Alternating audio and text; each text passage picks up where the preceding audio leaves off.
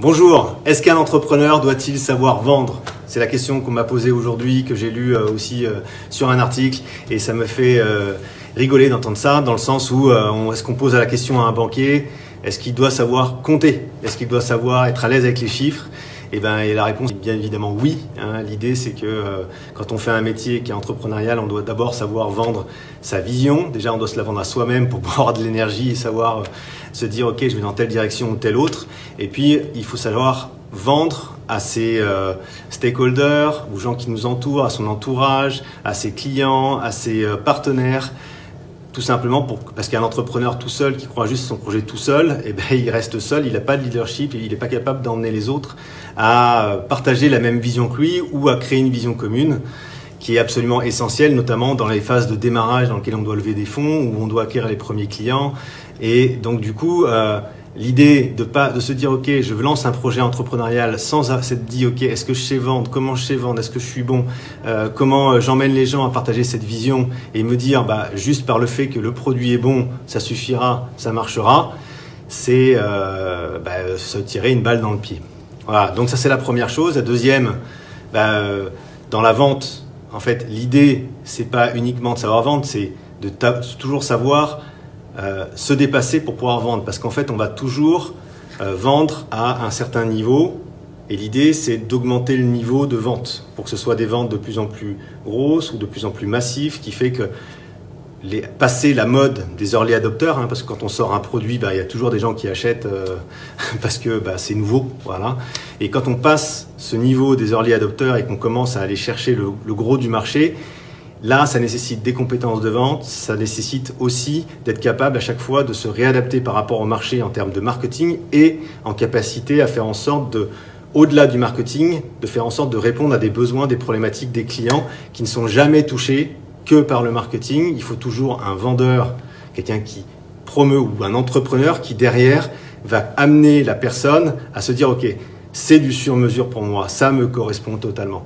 Et on n'a jamais un produit qui correspond totalement. Il faut toujours faire en sorte que le vendeur, l'entrepreneur soit en capacité de faire vivre l'expérience de « Ah, ça me correspond, j'ai été compris et du coup, voilà comment je peux utiliser le produit pour atteindre mes objectifs. » Et ça, le marketing ne le fera jamais tout seul.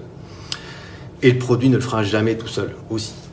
Donc ça, c'est la deuxième idée. Et la troisième idée, elle est sur le sujet de se dire que quand on est entrepreneur et quand on est commercial, on est aussi en représentation. En fait, ce que les gens vont acheter, c'est pas uniquement le produit, le service, l'entreprise, mais c'est la façon dont le PDG, le patron, va parler, va inspirer les autres et va inspirer aussi ses équipes à parler de la même façon aux clients pour que ça corresponde à l'image de marque et que ça colle à la valeur des produits qui sont mis sur le marché. Donc pour moi, c'est simple, de toute façon, il y a 50% des entreprises qui font faillite à 3 ans, 70% à 5 ans et 96% à 10 ans. Et souvent, la problématique, c'est que ça ne croise pas. Il y a pas la courbe des ventes ne dépasse pas finalement celle des charges et qui fait qu'à un moment donné, on perd confiance et on abandonne ou tout simplement on est racheté par une mauvaise stratégie commerciale. Donc, se former sur la vente, quand on est entrepreneur, c'est d'autant plus vrai et d'autant plus absolument essentiel que de vouloir se dire « Ok, je crée le produit parfait ». Et souvent, ce que fait un entrepreneur, c'est qu'il fait un business plan, il crée des produits, il fait des proof of concept.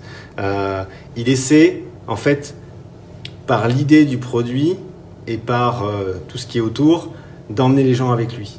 Mais ce qui va se passer, c'est que ce qu'on va acheter, c'est la façon qu'il a d'en parler. C'est la façon qu'il a d'avoir du leadership et d'amener les autres avec lui à en parler et que ça fasse boule de neige.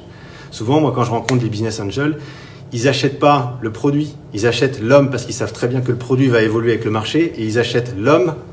Finalement, ils investissent dans l'homme ou les hommes, ou les hommes, les femmes, c'est ça que je veux dire, les hommes avec un grand H, qui seront suffisamment certains d'eux et suffisamment souples pour amener les investisseurs à se dire « Ok, cette personne-là, elle a telle valeur en bourse et je pense qu'elle sera là dans 1 an, dans 2 ans, 3 ans et je veux faire partie de l'aventure. » Et ça, c'est des compétences commerciales. Voilà, je vous invite à cliquer sur le lien qui est en dessous si vous voulez en savoir plus. Il y a des conférences, que j'organise. Il y a également des vidéos, des séquences de vidéos pour apprendre les rudiments de la vente sur les 11 meilleures méthodes de vente. Et puis on vous mettra aussi un lien sur le webinaire qu'on a fait sur le mindset, sur l'état d'esprit du commercial qui réussit et qui se dépasse et qui amène les autres justement à travers un comportement. Bonne journée.